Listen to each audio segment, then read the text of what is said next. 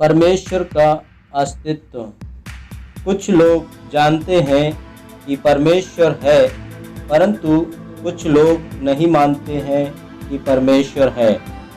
इस संसार में अनेक धर्म हैं, अनेक जातियां हैं, अनेक रीति रिवाज हैं और अनेक प्रकार की वेशभूषा धारण करने वाले लोग हैं और भिन्न भिन्न भाषा बोलने वाले मनुष्य भी रहते हैं।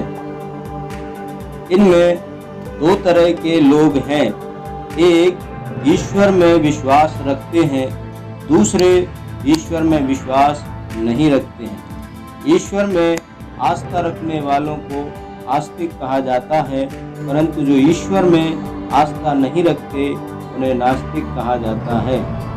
एक बार एक आस्तिक और एक नास्तिक में बहस हो गई।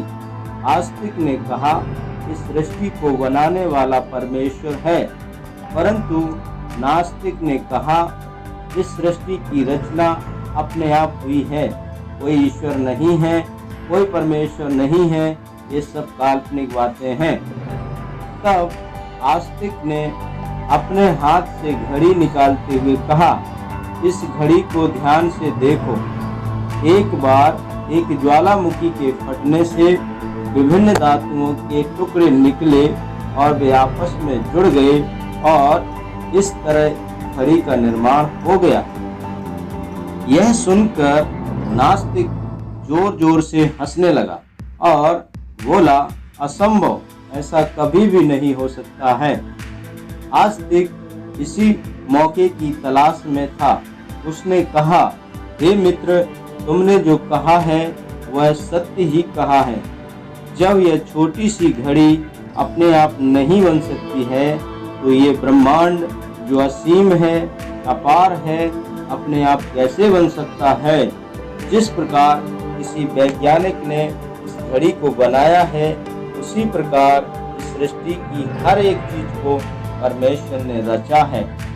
तरह तरह के पक्षी, तरह तरह के जानवर, तरह तरह की मछलियाँ, तरह तरह के पेड़ पौधे, फल फूल आदि परमेश्वर ने अनगिनत चीजों की रचना की है।